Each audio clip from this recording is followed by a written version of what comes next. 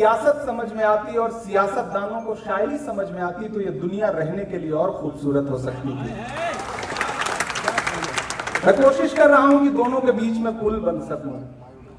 मैं इस कुनबे में पैदा हुआ। मैं राजीव शुक्ला जी से अनुरोध करूंगा कि कृपया मंच पर आ जाएं। बिना आपके कोई महफिल, दुनिया की कोई महफिल बिना आपके पूरी नहीं हो सकती।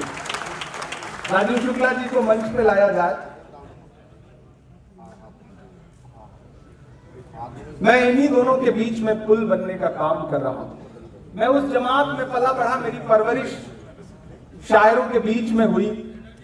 शायरी ने पहचान दिया और उसके बाद हालात ने मुझे सियासत की दुनिया में लाके खड़ा किया। यहां इस मंच पर मौजूद तारिक अनवर साहब, मुकुल वासनिक साहब, पवन खेड़ा जी, हमारे सांसद उम्मेदाराम बेनीवाल जी, झारखंड की कैबिनेट मिनिस्टर दीपिका पांडे जी, राज्यसभा सांसद हमारे राजीव शुक्ला जी, अमेठी के सांसद मोहतरम किशोरी लाल शर्मा जी, राज्यसभा सांसद हमारे साथी अनिल यादव जी, उत्तर प्रदेश के नवनियुक्त प्रभारी आदरणीय राजेंद्र पाल गौतम जी, उत्तर प्रदेश में सह प्रभारी राष्ट्रीय सचिव धीरज गुर्जर जी, दिल्ली के सह प्रभारी हमारे साथी दानिश अबरार जी, हमारे बीच में एक और दानिश भाई पूर्व सांसद अमरोहा के कुंवर दानिश अली साहब, हमारे बीच में मौजूद गुलबर्गा की विधायक कनीस फातिमा जी, हमारे बीच में साझी विरासत के साथी जो यहाँ मौजूद है परवेज साहब, हमारे बीच में कर्नाटक से तशरीफ लाए हुए पूर्व कैबिनेट मंत्री रोशन बेग साहब, हमारे बीच में भोपाल के विधायक आतिफ अकील साहब, हमारे बीच में ओबीसी डिपार्टमेंट के राष्ट्रीय अध्यक्ष अनिल जैन साहब, राहुल राव जी। आपने गैंग ऑफ वासेपुर फिल्म देखी होगी, उसमें एक एक्टर थे डेफिनिट जिनका नाम था, ऐसे जीशान कादरी साहब हमारे बीच में मौजूद है। जीशान भाई एक बार आप खड़े हो जाइए ताकि लोग आपको देख लें। ये आपको याद होगा, ये डेफिनिट है। हमारे बीच में मंजूर अंसारी जी, हमारे बीच में झारखंड के पूर्व प्रदेश अध्यक्ष राजेश ठाकुर जी, कार्यकारी अध्यक्ष रहे शहजादा अनवर साहब, सुमित हृदय जी, हमारे अल्पसंख्यक विभाग के सभी साथी। बहुत सारे नाम जो छूट रहे होंगे, मैं कोशिश करूंगा कि बाद में उन नामों को जरूर ले सकूं। मैं स्वागत भाषण के लिए खड़ा हुआ हूं। कहना सिर्फ इतना है कि एक मुश्किल वक्त में जब नफरतों के फैलाव के लिए सरकारी तौर पर कोशिशें की जा रही हों, जब नफरत लोगों के लिए सियासी हथियार बन चुकी हो, ऐसे में मोहब्बतों को बचाने के लिए हमें भी जद्दोजहद तो करनी पड़ेगी। साझी विरासत, साझी शहादत, महसूस करिए उस शहादत के एहसास को जब आखिरी मुगल बादशाह बहादुर शाह जफर पर तंज करते हुए एक फिरंगी ने कहा था कि दमदमे में दम नहीं है, खैर मांगो जान की, ऐ जफर ठंडी हुई शमशीर हिंदुस्तान की। तब उस बूढ़े बादशाह ने कहा था कि गाजियों में बू रहेगी जब तलक ईमान की, तख्ते लंदन तक चलेगी तेज हिंदुस्तान की। उस साझी शहादत को महसूस करिए। उस साझी शहादत को बचाने का दिन है, उस साझी विरासत को बचाने का दिन है। मैं उस साझी शहादत का हामी हूं जहां मुल्क की मिट्टी का जर्रा जर्रा भीगा हुआ है क्रांतिकारियों के लहू में। वो क्रांतिकारी जिसमें भगत सिंह भी थे, जिसमें चंद्रशेखर आजाद भी थे, जिसमें अशफाक उल्लाह खान भी थे। कभी मिराज फैजाबादी ने कहा, समझते हैं यहाँ परदेसी, एक मुद्दत से इसी शहर में आबाद हैं हम, एक मुद्दत से इसी शहर में आबाद हैं हम। और काहे का तरके वतन, काहे की हिजरत बाबा, काहे का तरके वतन, काहे की हिजरत बाबा, इसी धरती की, इसी देश की औलाद हैं हम, इसी धरती की, इसी देश की औलाद हैं हम भी तामीरे वतन में हैं बराबर के शरीक, दरो दीवार अगर तुम हो तो बुनियाद हैं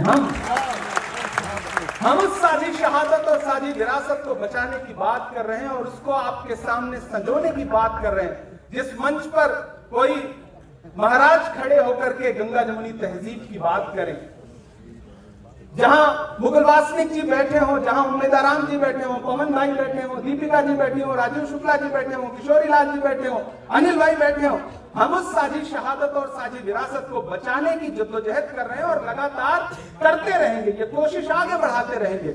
मैं चूंकि शायरों की दुनिया से आया हुआ इंसान हूं, सियासत में आया तो बहुत सारे लोगों को लगा कि ये कहां से आ गया, लेकिन मैं अपनी दुनिया के दोस्तों से भी ये कहना चाहता हूं कि मैं पहले आपका हूं। जब भी इस तरह की महफिलों में मुझे मौका मिलता है तो मुझे लगता है कि मैं बिल्कुल ये नेताओं वाली जमात छोड़ करके वहीं जाकर के बैठ जाऊं, ताकि आपसे उसी तरह से पुराने तौर पर रूबरू होने का मौका मिले।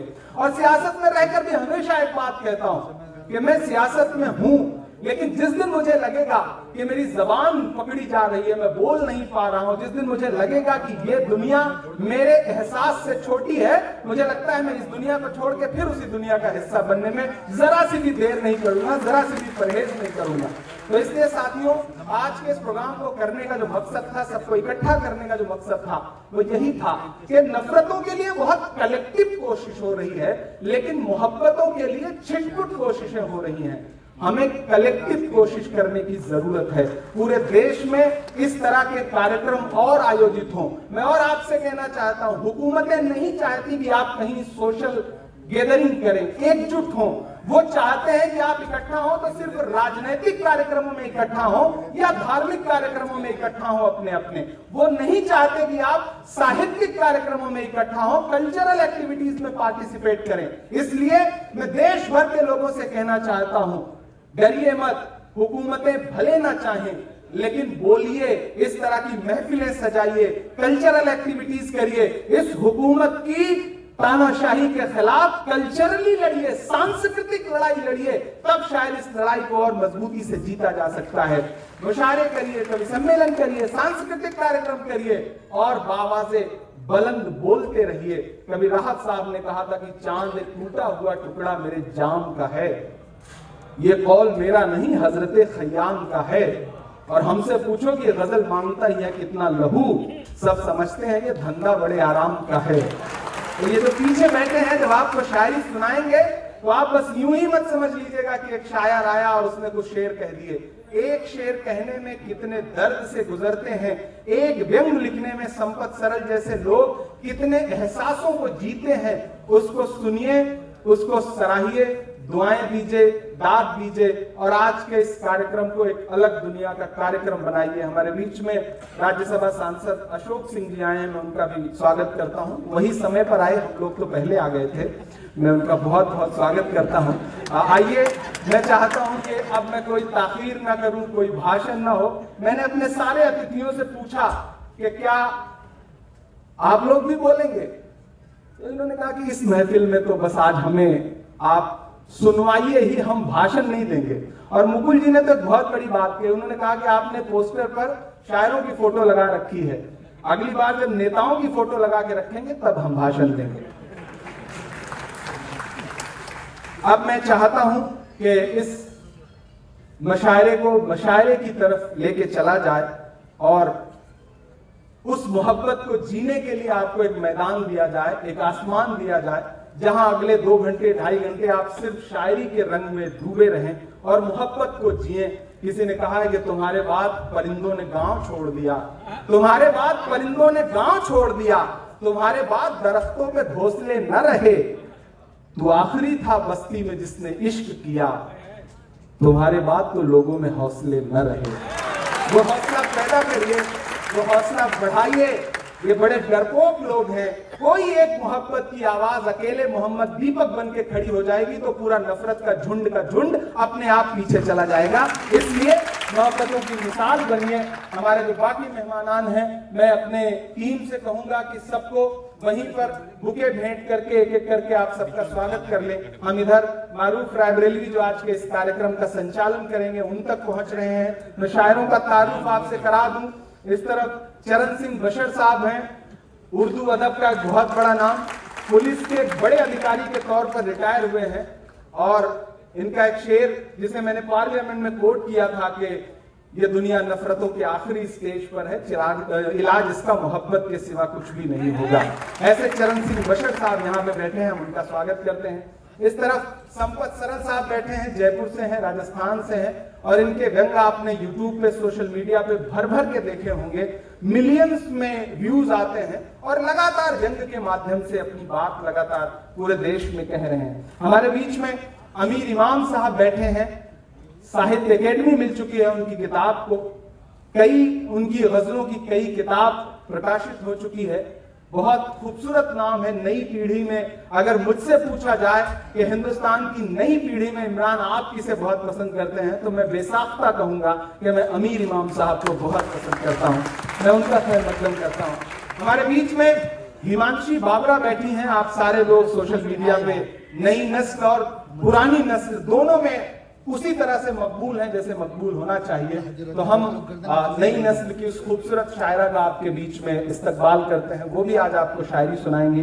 हमारे बीच में एक बहुत नया चेहरा जिसने पिछले कुछ सालों में हिंदुस्तान में और हिंदुस्तान के बाहर उर्दू और हिंदी सुनने वालों को चौंकाया है, इब्राहिम जीशान साहब, वो हमारे बीच में हैं। हम उनका भी खैर मकदम करते हैं। हमारे बीच में सीमांचल से, किशनगंज से तबरेज हाशमी साहब हैं। इमरान हाशमी साहब के दोस्त हैं ये, तो आज ये शायरी भी सुनाएंगे आपको। इधर हमारे बीच में, इस तरफ मैं चलूं, एक नाम बैठा हुआ है कुंवर जावेद साहब का। मुझे याद है प्रतापगढ़ में एक मुशायरा था और उस मुशायरे को मैं वहां जमीन में बैठ के सुन रहा था और सामने खड़े होकर के तरन्नुम में एक डाइस से शायर ने बड़ा खूबसूरत सा शेर पढ़ा, मैं चौंक गया। और उन दिनों से जब मैं मुशायरे सुना करता था तब से मैं उनका प्रशंसक हूं। ऐसे कुंवर जावेद साहब हमारे बीच में आए हैं, आप उनका भी खैर मकदम करें। हमारे बीच में अब्बास कमर साहब हैं। एक शेर जो बहुत वायरल हुआ, सामने वाले को हल्का जानकर भारी है आप, आपका मेयार देखा कितने मेयारी हैं आप। ऐसे आपको दरबार की आदत है, दरबारी हैं आप, बहुत मकबूल शेर है वो। ऐसे अब्बास कमर साहब हमारे बीच में हैं। हमारे बीच में मनिका दुबे जी हैं जो जबलपुर के पास से हैं, मध्य प्रदेश से, और उनकी कई गजलें आपने सुनी हैं, बहुत सराही हैं। पिछले कुछ सालों में हिंदी कवि सम्मेलनों में और उर्दू के मुशायरों में बहुत लोकप्रिय नाम है, वो बहुत सुनी जाती हैं। और हमारे बीच में आखिर में निजामत के लिए आज यहाँ पर तशरीफ फरमा है मोहतरम मारूफ रायबरेली साहब। इनकी खूबी यह है कि ये रायबरेली से हैं, उस रायबरेली से हैं जहां से राहुल गांधी जी सांसद हैं। तो इनकी तारीफ में मुझे और कुछ नहीं कहना, इनकी तारीफ में बस इतना कि ये रायबरेली से हैं। आइए मैं मारूफ रायबरेली साहब को आवाज देता हूं कि आइए। नहीं, हम तो बाद में सुनाएंगे ना, ऐसे थोड़ी अभी आप सुन के चले जाएंगे, हमें भी पता है ना कैसे रोकना है आपको। तो आप आराम से बैठिए, हम सुनाएंगे, आखिर में सुनाएंगे। अब नेता बनने के बाद इतने हुनर तो आ ही गए।